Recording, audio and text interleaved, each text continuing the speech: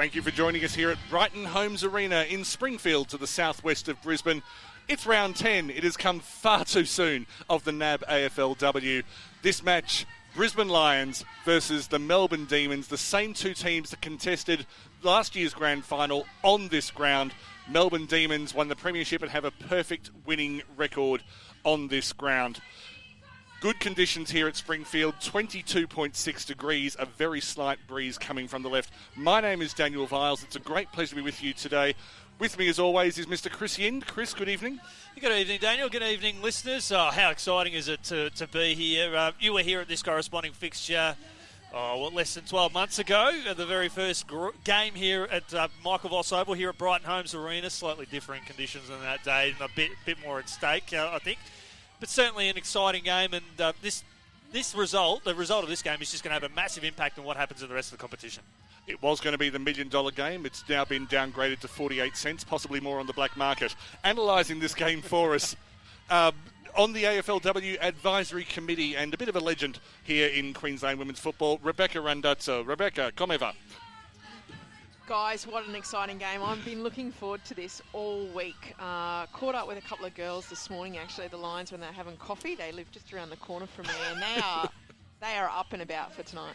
Why wasn't I invited? I mean, I realise that your home is sort of women's footy central here in Queensland, and I'm feeling a little bit jilted at the moment, Beck. Well, I feel like I'm just doing my research, Daniel. I'm doing my bit for the team. But look, I think Brisbane are a triple threat tonight. I think the heartbreak from last year's grand final, plus the upset loss last week. But those three big ins, I think we're going to see a really hungry Lions today to really try and send a message to the competition and themselves that they want to play at least another two games. The three ins you talk about, Sophie Conway and both Svarks. Kathy Svark, after just a week off, Ruby Svark hasn't been seen since round 3. Rebecca, have you been able to put your finger on the reason for Brisbane's inconsistency this year? Are there parts of their play that some teams can exploit and others can't? Or is it the good old grey matter? I'm not sure there's a silver bullet, to be honest, when it comes to that. I think the team certainly has been disrupted with the new franchises coming in. There's no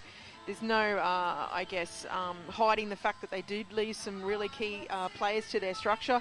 It takes time to bed in new players, so I think that's definitely one. But the competition's just lifting. They've got more travel this year, further travel. There's not one thing I think you can put it, but I certainly think that they are building. And just you talking about the increased evenness of the competition, we've had more upsets this year than any other.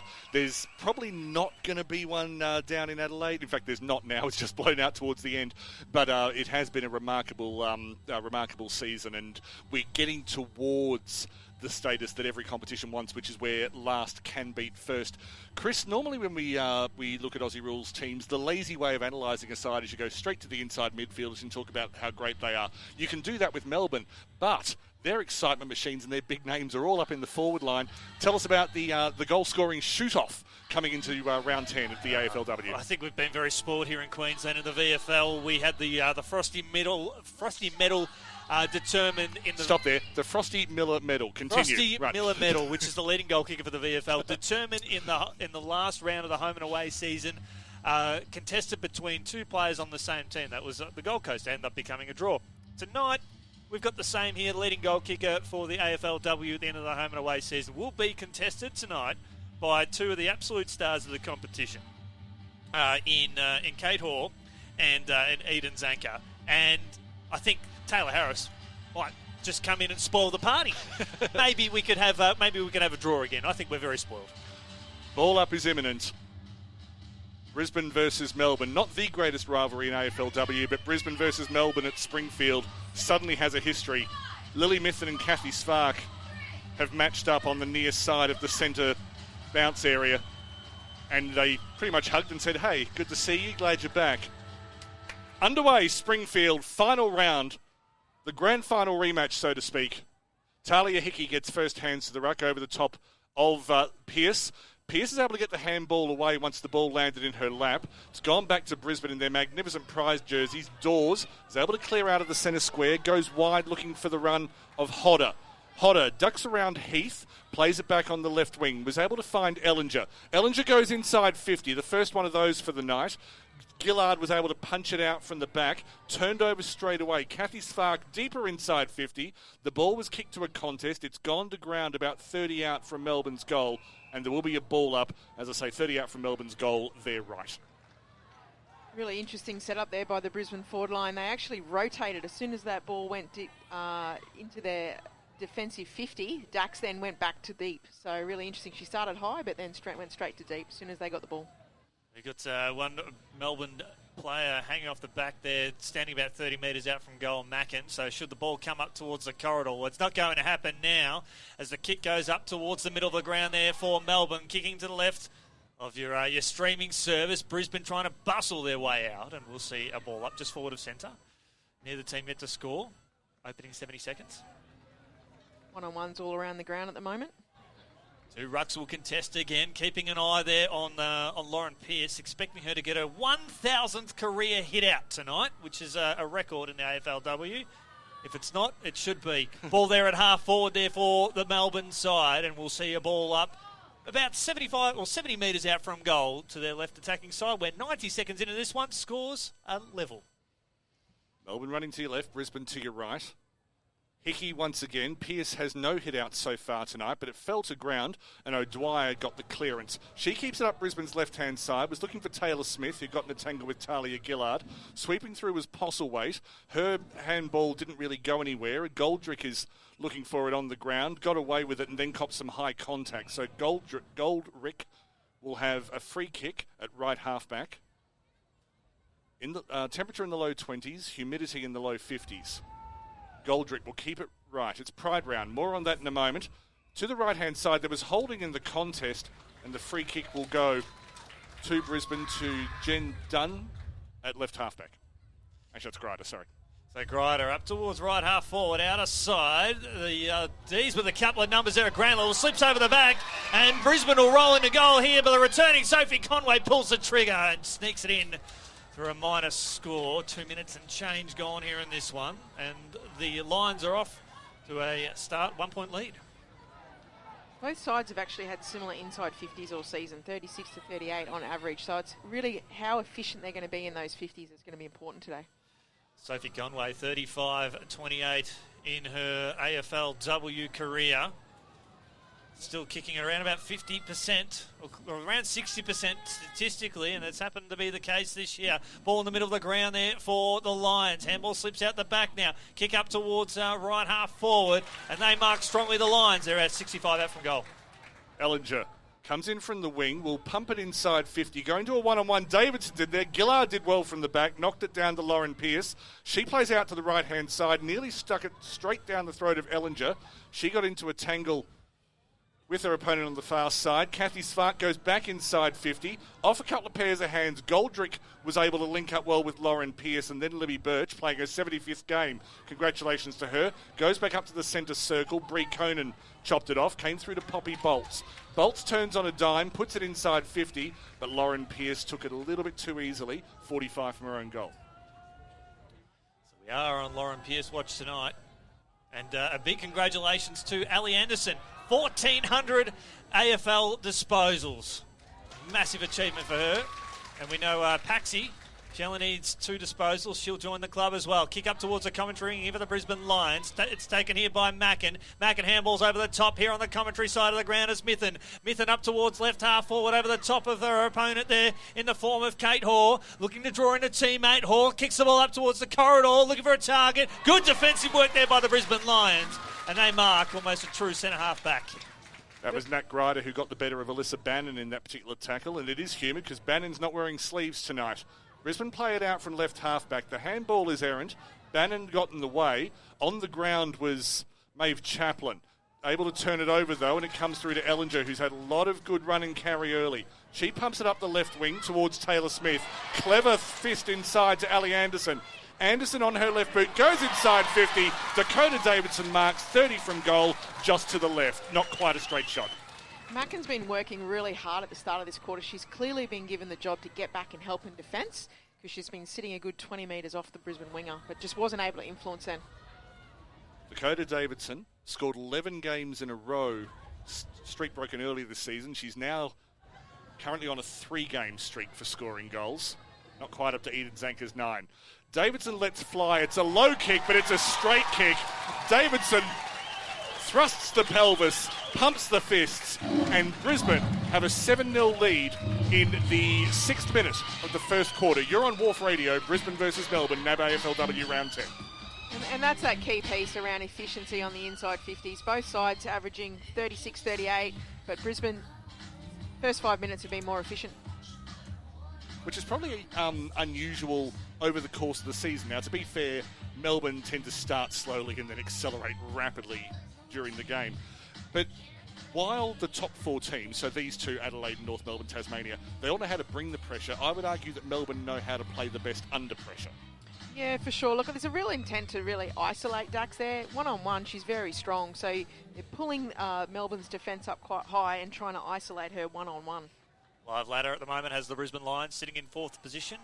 Just one ahead there of Gold Coast in 5th. Should the D's get over the line tonight, we will be back here twice next week here in Queensland. 2 finals will take place in southeast Queensland. Still a long way to go there as it's one out of the ruck there by Hickey there of the Brisbane Lions. Mithun lays a big tackle, comes off second best, and we'll see another stoppage just forward of centre there for the Lions. Big crowd gathered here tonight.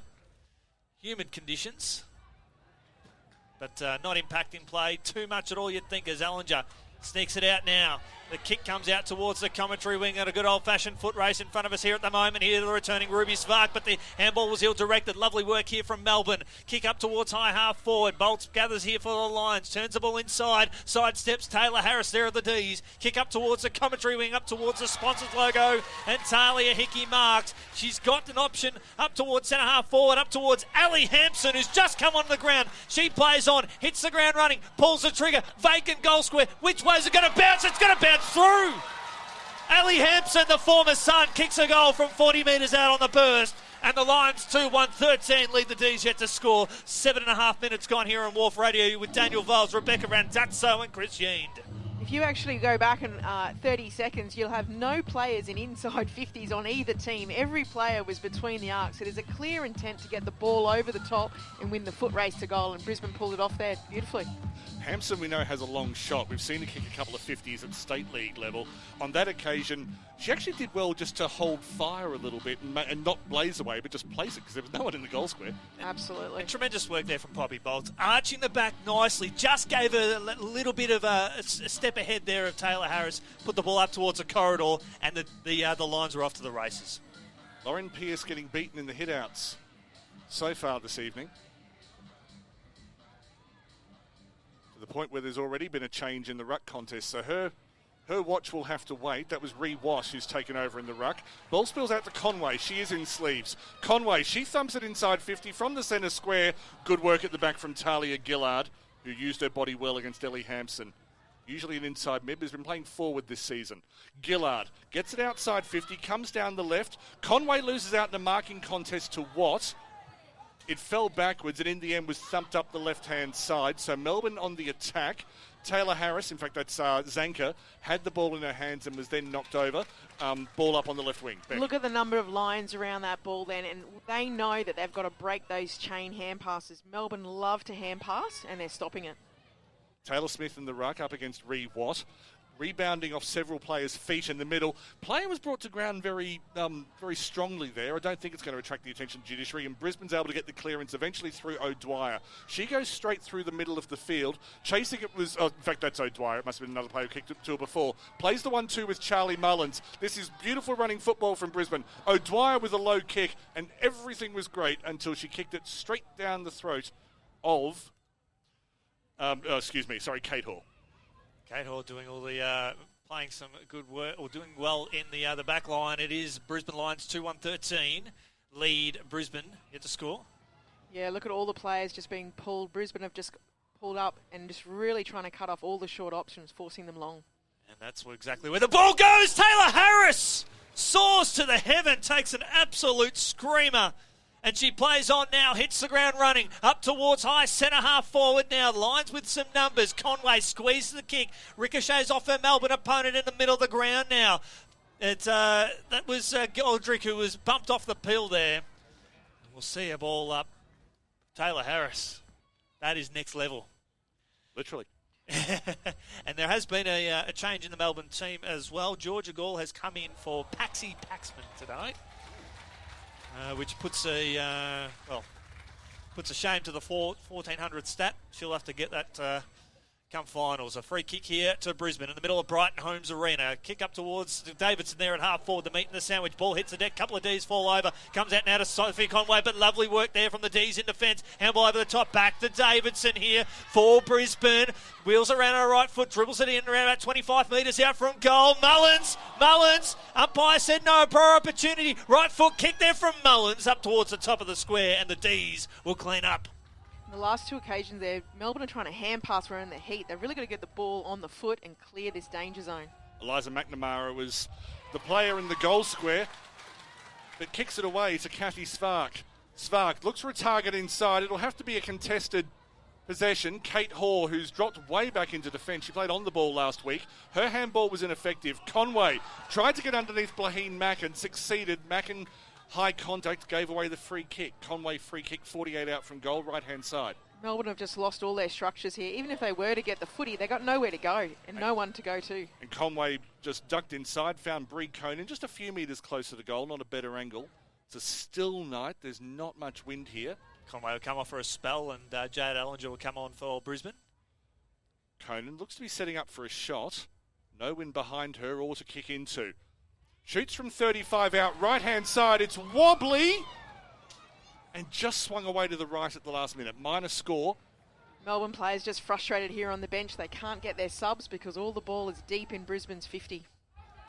We are seeing Lily Mithen coming off for a spell, and Eliza West will come back onto the ground here for the D. So they're able to get a couple of changes out here. The kick will come out towards Taylor Harris half back. She marks strongly again in front of Poppy Bolts. And in front of about 100 ex-Zilmia teammates here as well. Exactly. They're all here tonight. And they're pumped. And the mark has been taken here by Brisbane, in fact, to Ellinger, who's just come onto the ground here for the Brisbane Lions. To the right of your screen, and look out for Bannon, who might be front and square to this contest. The mark has been taken by Libby Birch. And this is what Melbourne need to do. They need to go around Brisbane here. They've got to stretch the ground because they're just kicking the ball back.